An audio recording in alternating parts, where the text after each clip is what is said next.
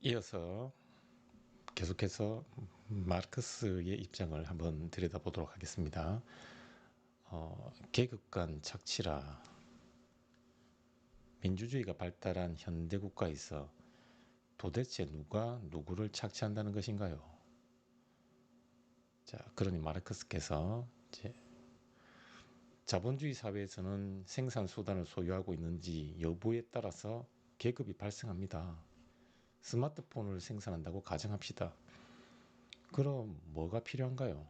노동자인 노동력, 생산 공장을 마련하기 위한 토지, 생산에 필요한 자원을 마련하기 위한 자본이 필요합니다. 즉, 노동, 토지, 자본이라고 하는 생산 수단이 필요합니다. 그런데 자본가 계급은 생산 수단을 소유할 수 있는 반면 노동자 계급은 그렇지 못합니다. 그래서 노동자 계급은 생계를 유지하기 위해 일자리를 마련해야 되는데, 그래서 어쩔 수 없이 자본가 계급에게 머리를 조아리게 됩니다. 결국 갑의 입장에 있는 자본가는 이익을 극대화하기 위해 혈안이 되지요. 자, 그래서 노동자에게 터무니없이 임금을 적게 주면서 노동시간을 최대한 늘립니다. 결국 이러한 방식으로 자본가는 노동자를 착취하는 셈이지요. 을의 입장에 놓인 노동자 계급은, 즉 약자의 입장에 놓인 노동자 계급은 울며 겨자 먹기로 생존을 위해 어쩔 수 없이 그러한 착취를 감수할 수밖에 없습니다. 자, 그래서 이제 마르크스의 견해에 따르면은 국가는 자본가 계급과 노동자 계급으로 이원화된다. 그 기준은 무엇이냐? 바로 생산 수단을 소유한, 사적으로 개인적으로 사유재산으로서 생산 수단을 소유한 자본가 계급과 그러한 사유재산, 생산 수단으로서의 사유재산을 소유하지 못한 빈곤한 노동자 계급으로 나뉜다. 그리고 생산 수단을 소유하고 있다는 힘을 바탕으로 그것을 소유하지 못한, 즉 약자인 노동자 계급을 착취한다. 이러한 착취를 통해서 자본가는 점점 자신의 이익을 극대화하여 결국은 가진 자는 점점 더 많이 가지게 되고 가지지 못한 자는 점점 더 못 가지게 된다. 결국 힘의 불균형으로 인해서 강자가 약자를 착취하는 이러한 착취의 문제가 노동자의 삶을 빈곤한 상황에 직면하게 한다. 이것이 과연 우리가 살고 싶은 사회인가? 그렇지 않다라고 하는 입장을 우리가 취하고 있습니다. 마르크스가 취하고 있죠. 이어서 제가 마르크스 선생님의 분석에 따르면 승리가 친구들을 착취하는 것처럼 자본가 계급이 노동자 계급을 착취하고 있군요. 결국 착취의 문제는 계급에서 비롯하는 셈이군요. 그럼 자본가 계급에게 착취당하는 노동자 계급의 삶을 개선하기 위한 어떤 대안이라도 있습니까? 이렇게 여쭈었습니다. 자, 그럼 착취해서 노동자 계급을 해방시켜서 그 노동자 계급도 인간다운 삶을 살 수 있는 그런 대안이 있는가? 여기에 대해서 마르크스께서 착취로 인해 노동자가 직면하는 비인간적인 삶의 근본적 원인은 바로 계급에서 비롯합니다. 그러니 우리는 이 계급을 소멸시켜야 합니다. 계급은 자본주의 경제 시스템을 통해 재화, 즉 사람들이 필요로 하는 것들을, 기본적으로 필요로 하는 것들을 분배하는 과정에서 발생합니다. 기본적으로 우리 자본주의는 사유재산을 인정합니다. 사유재산을 인정하는 시스템이기 때문에 그러면 왜 우리는 사유재산을 인정하는가? 그것은 바로 업적에 대한 가치를 인정해 준다는 것을 전제로 하고 있는 셈입니다. 즉 자본주의는 능력에 따라 일하고 업적에 따라 재화를 분배하는 시스템입니다. 그러니 능력이 탁월하여 탁월한 업적을 내면 그만큼 많이 가져가는 것이고, 그 많이 가져가는 몫을 사유재산으로 인정하는 것이 바로 자본주의 경제 시스템이라는 것입니다. 그러니 능력이 탁월한 사람은 많이 가져가서 부를 축적할 수 있지만, 능력이 부족한 사람은 형편없이 적은 몫을 가져가니 점점 더 가난해질 수밖에 없어요. 그 결과 빈부격차가 발생합니다. 그리고 그 격차는 고스란히 자본가와 노동자라는 계급 발생으로 이어집니다.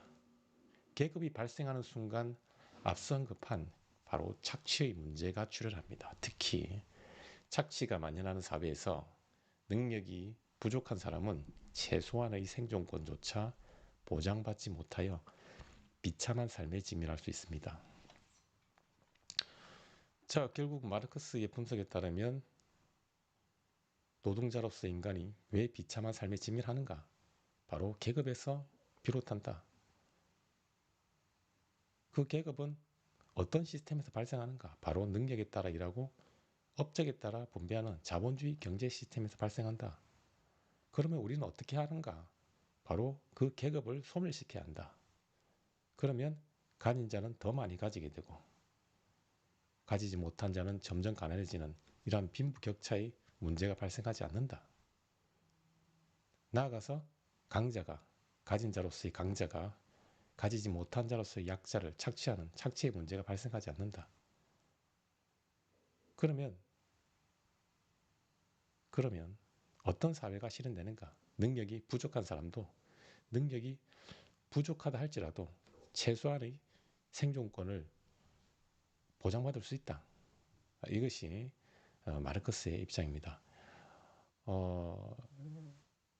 결국 계급을 소멸시키고 능력이 부족한 사람도 최소한의 생존권을 보장받는 사회, 이러한 사회를 마르크스는 공산주의라고 보고 있는데, 공산주의 경제 시스템은 능력에 따라 일하고 업적에 따라 분배하는 것이 아니라 필요한 만큼 분배합니다. 자, 여기서 필요라고 하는 것은 어떤 사치품을 필요한 만큼 분배한다, 그런 의미가 아닙니다. 예를 들면 저 오늘 BMW 갖고 싶어요. 나 BMW 필요해요. 그래, 너 BMW 가져가. 저는 루이비통 몇 천만 원짜리 가방이 필요해요. 그래, 너 몇 천만 원짜리 가방 가져가. 저는 오늘 람보르기니를 타고 데이트 가고 싶어요. 그래, 너 람보르기니 가져가. 이렇게 어떤 사치품을 필요한 만큼 분배한다는 것이 아닙니다. 인간의 생존을 위해서, 인간다운 삶을 위해서 필요한 기본적인 재화를 필요한 만큼 분배한다, 그런 의미입니다. 그러면 그 누구도 설령 탁월한 능력이 없어서, 능력이 선천적으로 매우 열악하여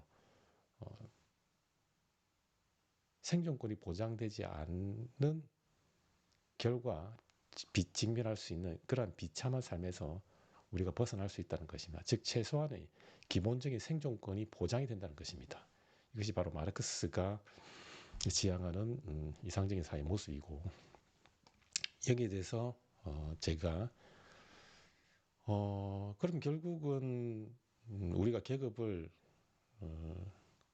소멸시켜야 되는데, 자본가 계급을 잘 설득하면 그 자본가 계급이 스스로 자신들의 특권을 일정 부분 내려놓지 않겠습니까? 즉 자신들만 잘 먹고 잘 사는 것이 아니라 가지지 못한 자를 위해서도 함께 잘 먹고 잘 사는 일정 부분 양보를 하지 않겠습니까? 우리 이성적으로 잘 설득하면 안 될까요? 제가 여쭈었더니 마르크스께서 설득이라 이성적으로 자본가 계급이 스스로 자신들의 특권을 양보할 것이라는 믿음이라, 그건 공상에 불과합니다. 계급을 타파할 수 있는 유일한 수단은 폭력혁명입니다. 즉 노동자들은 폭력적인 수단을 통해서라도 자본가 계급을 다도해야 됩니다. 결국 마르크스는 계급을 어떻게 소멸시킬 수 있는가, 여기에 대해서 이성을 통해서 점진적인 방법으로 소멸시킬 수 있다라고 하는 관점에 대해서 매우 회의적이고 폭력혁명이라는 과격한 방법을 우리가 동원할 수밖에 없다. 그래서 마르크스는 상당 부분 과격주의를 지향한다 이렇게 볼 수가 있습니다. 자, 이어서 마르크스께서 폭력혁명 이후 공동체 구성원들은 능력에 따라 일하고 업적이 아닌 필요에 따라 분배하는 시스템을 마련합니다. 즉 능력에서 비롯하는 업적이 다르다 할지라도 누구나 자신이 필요한 만큼 가져갈 수 있는 시스템으로 바꿔야 합니다. 그러면 자신의 능력이 부족하여 충분한 업적을 기대할 수 없다 할지라도 인간다운 생활을 할 수 있는 생존권을 확보할 수 있어요. 이러한 분배 방식을 기반으로 이루어진 경제 시스템이 바로 제가 제가 실현하고 싶은 바로 공산주의입니다. 자, 그래서 마르크스는 능력에 따라 일하고 업적이 아닌 필요에 따라 분배하는, 즉 필요한 만큼 가져갈 수 있는 그러한 경제 시스템을 이상적인 경제 시스템으로 제안을 하고 있고, 그러한 경제 시스템이 실현된 사회를 공산주의 사회라고 보고 있습니다. 자, 이어서 제가 일정 부분 반론을 제기하고자 합니다. 하지만 공산주의의 그러한 분배 원리는 상향평준화가 아닌 하향평준화, 즉 모두가 제대로 먹거나 입지 못하는 비참한 삶으로 이어질 수 있습니다. 한 학생의 지적 능력이 선천적으로 낮아서 내신 9등급을 받았다고 합시다. 자, 물론 그 학생은 자신이 할 수 있는 최대한의 노력을 기울였습니다. 하지만 안타깝게도 낮은 등급의 성적을 맞이하고 있습니다. 그런데 그 학생은 자신이 원하는 대학에 진학하기 위해 1등급이 필요합니다. 공산주의 분배 원리에 따르면 이 학생은 자신이 필요한 1등급을 가져갈 수 있어요. 그런데 이러한 성적 분배 방식이 일반화되면 공부하지 않아도 원하는 등급을 받을 수 있다는 생각이 자리 잡게 됩니다. 결국 대부분의 학생들은 자신이 원하는 성적을 얻기 위해 노력하려는 동기를 잃을 것입니다. 누가 힘들게 공부하려고 노력하겠습니까? 공부하지 않아도 자신이 원하는 등급을 가져갈 수 있는데, 그래서 제가 누구나 필요한 만큼 가져갈 수 있다면 인간이 일은 적게 하면서 설령 능력이 있다 할지라도 일은 적게 하면서, 즉 공부는 하지 않으면서 많은 업적, 즉 좋은 성적만을 가져가려고 할 것이다. 그러면 많이 노력하지 않아도, 능력을 최대한 발휘하지 않아도, 공부하지 않아도 좋은 성적을 가져갈 수 있는데 왜 그렇게 열심히 일하려고, 열심히 공부하려고 노력하겠습니까? 결국은 무엇인가를 어떠한 성과를 이뤄내려는 동기가 약화될 것이다. 그러한 동기를 상실할 것이다. 결국 경제 시스템과 관련 짓자면 노동의욕이 상실할 것이다. 그러면 당연히 생산성을 기대할 수 없다. 그러면 어떤 사회로 이어지느냐? 상향평준화가 아니라 하향평준화. 모두가 못 먹고 못 사는 하향평준화에 우리는 직면하게 될 것이다. 제가 이렇게 반론을 제기했고, 자, 이어서 마찬가지로 재화를 만들어내는 과정에서 사람들은 자신의 능력을 발휘하기 위해 노력하지 않을 것입니다. 오히려 필요한 재화만 분배받으려는 태만한 태도가 만연하겠지요. 태만한 태도. 필요한 만큼 분배한다는 건 결국 사유재산을 인정하지 않겠다는 것입니다. 그러면 누가 열심히 무언가를 만들어내려고 하겠습니까? 결국 공산주의 경제 시스템에서 우리는 노동의욕을 기대할 수가 없어요. 노동의욕을 상실한 사회의 생산력은 곤두박질 칠 것입니다. 결국 그 사회는 다같이 잘 사는 상향평준화가 아닌 다같이 빈곤한 삶에 처하는 하향평준화에 직면하게 되겠죠. 그래서 제가 앞서 언급드린 것처럼 노동의욕을 확보할 수 없으니까 결국은 생산성을 기대할 수 없고 생산성을 기대할 수밖에 없으니 생산성을 기대할 수 없으니 결국은 상향평준화가 아닌 하향평준화에 직면하게 된다. 왜 그러한가? 바로 업적을 인정하지 않고 필요에 따라 분배를 하게 되니 그렇다. 그러면 업적을 인정하지 않고 필요한 만큼 분배하겠다는 것은 무엇을 의미하는가? 바로 사유재산을 인정하지 않는가? 사유재산을 인정하지 않으면 어떻게 되는가? 노동의욕을 상실하게 된다. 노동의욕을 상실하면 어떻게 되는가? 생산성이 급격히 떨어진다. 그 결과 우리는 다 같이 잘 먹고 잘 사는 상향평준화가 아닌 다 같이 못 먹고 못 사는 하향평준화에 직면할 것이다. 그래서 당신이 말하는 공산주의 경제 시스템은 너무 이상적인 그리고 실현 가능성이 없는 것이 아닌가? 제가 이렇게 반박을 했습니다. 자, 여러분은 어떻게 생각하십니까? 자, 이어서 새로운 학자가 등장합니다. 롤스라고 하는 사람입니다. 현대 정치 철학자로서 어쩌면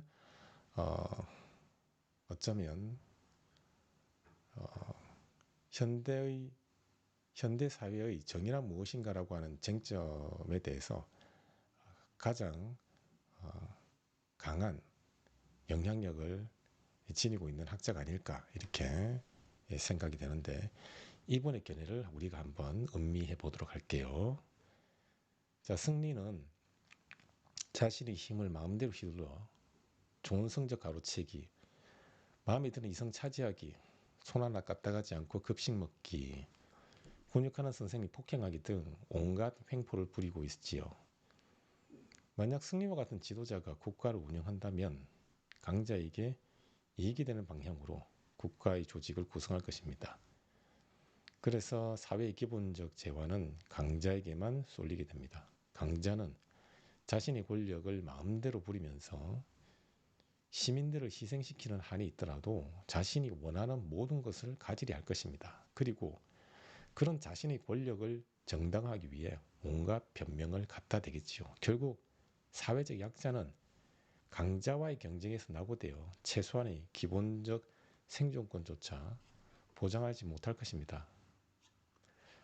자, 그래서 일단 기본적으로 롤스라는 분은 강자가 그 사회의 재화를 독식하는 그러한 구조에 대해서 과연 정의로운가 문제를 제기하고 있습니다.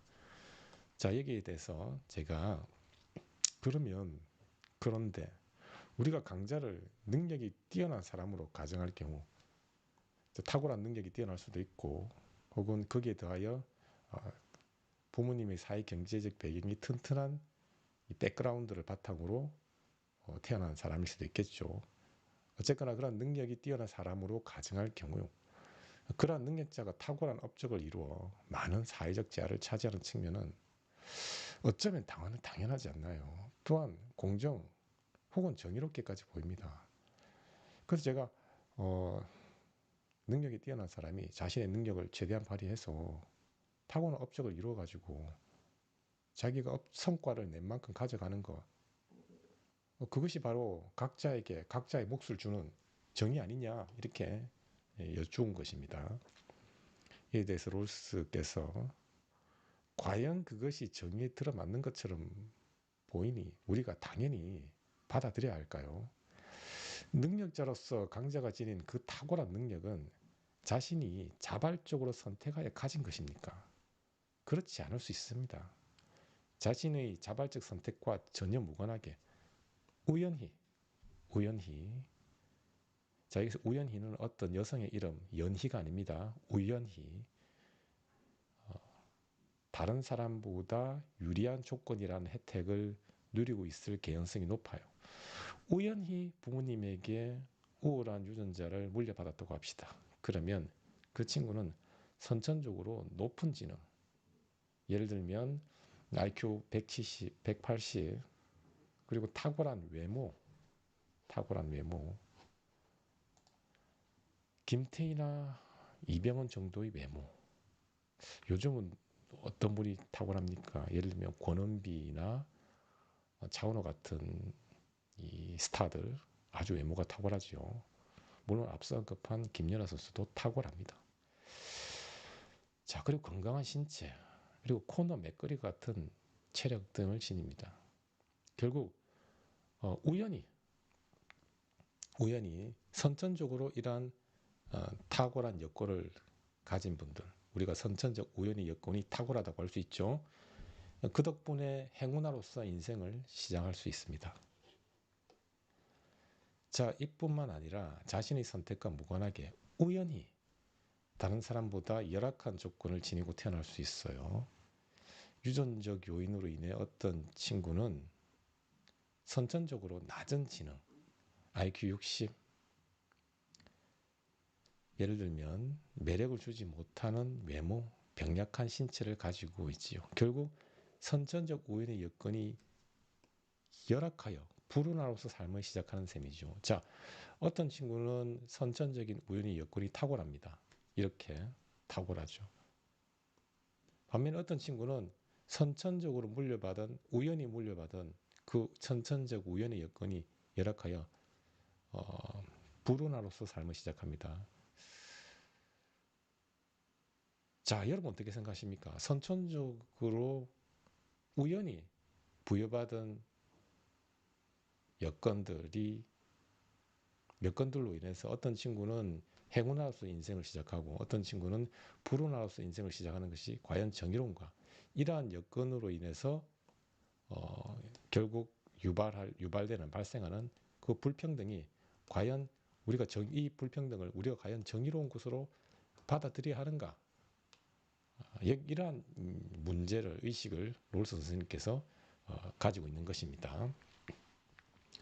자, 이어서 그러면 이 우연성이라는 조건은 선천적인 부분밖에 없는가? 아니다. 우연성의 요소는 선천적인 측면뿐만이 아니라 우리가 사회적인 측면도 있다는 것입니다. 자, 이뿐만 아니라 유전적 요인이 아닌 예를 들면 사회적 요인 역시 우연히 주어질 수 있어요. 즉, 사회적 우연의 여건이 탁월한 행운아로서 삶을 시작할 수도 있어요. 우연히 사회적 지위가 높고 경제적 수준이 높은 사람을 부모님으로 두고 있다고 합시다. 태어났는데 눈을 딱 떴어요. 그런데 아버지가 빌 게이츠야. 혹은 일론 머스크입니다. 반면 자신의 선택과 무관하게 우연히 열악한 조건이 주어질 수 있어요. 즉 우연히 사회적 지위와 경제적 수준이 낮은 사람을 부모님으로 두고 있다고 합시다. 혹은 눈을 떴는데 너무 안타까워. 옆에 부모님이 안 계셔. 바로 고아입니다. 고아로 태어날 수도 있어요. 즉 그러면 사회적 지위와 경제적 수준이 높은 배경, 우연히 놓인 그 친구는 그렇지 못한 친구보다 훨씬 유리한 조건에서 인생이라는 항해를 시작합니다.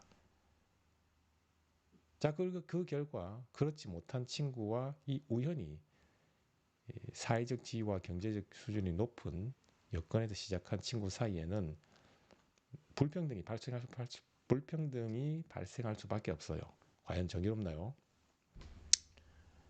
자, 이어서 롤스께서 그런데 선천적 우연의 여건과 사회적 우연의 여건은 자신이 선택하거나 자초하지 않았습니다. 그저 우연히 주어진 것입니다. 우연히 어떤 여성의 이름 우연희가 아닙니다. 우연히 주어졌다는 것입니다. 자신의 자발적 선택과는 전혀 무관하게 우연히 주어졌다는 것입니다. 이런 우연성 덕분에 어떤 친구는 원하는 사회적 지위에 도달하여 경제적 부를 일구지요. 반면 이런 우연성 때문에 어떤 친구는 아무리 노력한다 할지라도 자신이 원하는 사회적 지위에 이르지 못할 뿐만 아니라 빈곤한 삶에 직면합니다. 심지어 인간답지 못한 삶을 숙명처럼 여기고 살아야 할지도 모릅니다. 과연 이것이 정의롭나요? 자, 결국 우리 인간은 우연히 자신의 의지와 상관없이 선천적으로 주로 이제 유전적 측면이 강하겠죠. 그리고 사회적으로 우연히 우연히 어떤 여건을 가지고 태어난다는 겁니다. 우연의 여건을 가지고 태어납니다. 우연의 여건을. 자, 그런데 이 선천적 우연의 여건과 사회적 우연의 여건이 탁월한 친구도 있고 그렇지 못한 친구도 있습니다. 그로 인해서 인생이라는 과정에서 어떤 경쟁을 하겠죠. 경쟁을 하고 불가피하게 선천적 사회적 우연의 여건이 탁월한 친구는 그렇지 못한 친구보다 앞설 수밖에 없어요. 즉 불평등이 발생합니다. 이러한 뿌리 깊은 불평등이 과연 정의롭냐? 정의로운가? 이런 문제를 강하게 롤스가 던지고 있는 것입니다. 여러분 어떻게 생각하십니까?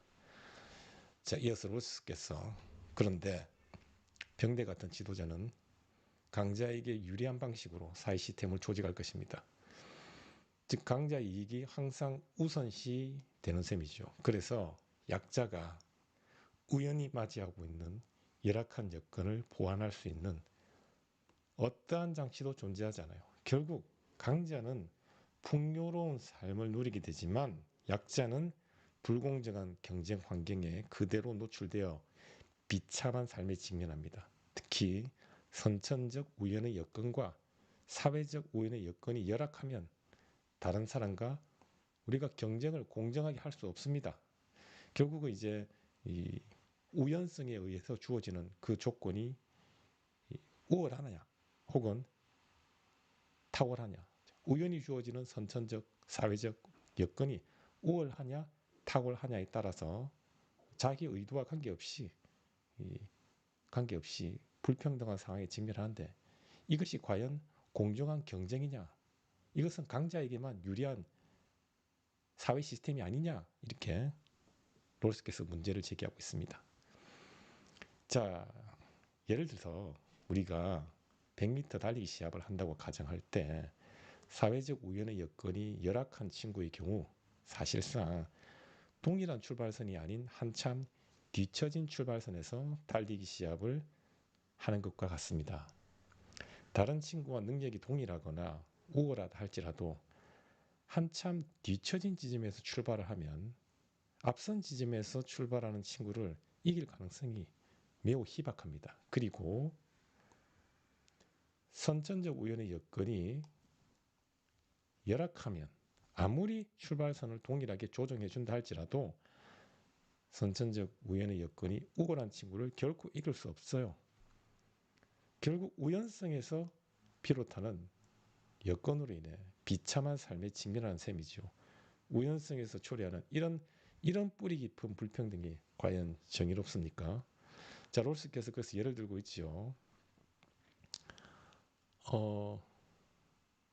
사회적 우연이 열악하면 결국 이것은 100m 달리기 경주에서 어떤 친구는 여기가 피니시 라인이라고 생각하면 어떤 친구는 여기서 출발하는 반면에 사회적 우연이 열악한 친구는 사실상 한참 뒤에서 출발하는 것이라는 것이죠. 결국 같은 시간에 누가 빨리 이 피니시 라인에 도착하겠습니까?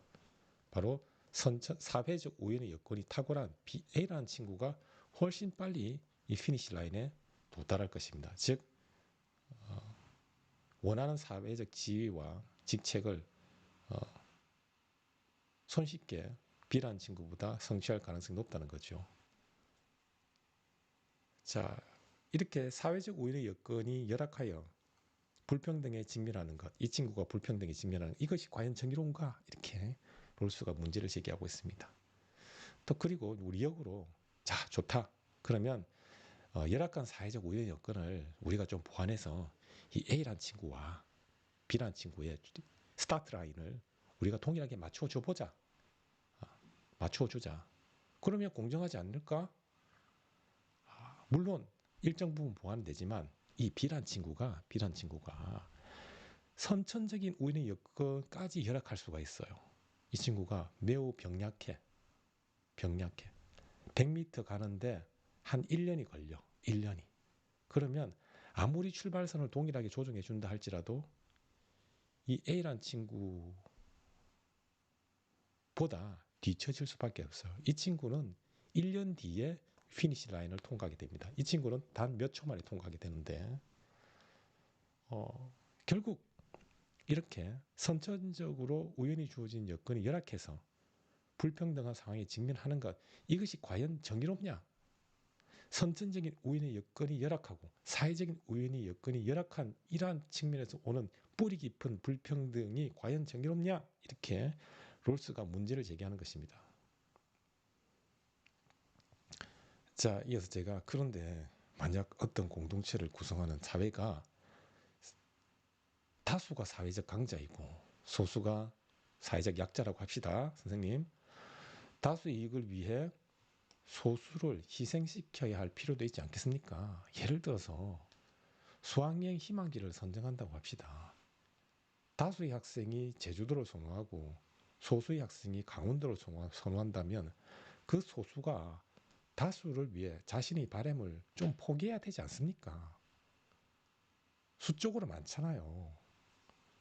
즉 소수의 희생이 정당화될 수 있고 우리가 소수의 희생을 정당화시켜야 할 필요도 있다고 저는 생각합니다. 자, 그러니 여기에 대해서 이제 롤스께서 이제 언급을 자신의 의견을 진행해 나갈 것입니다.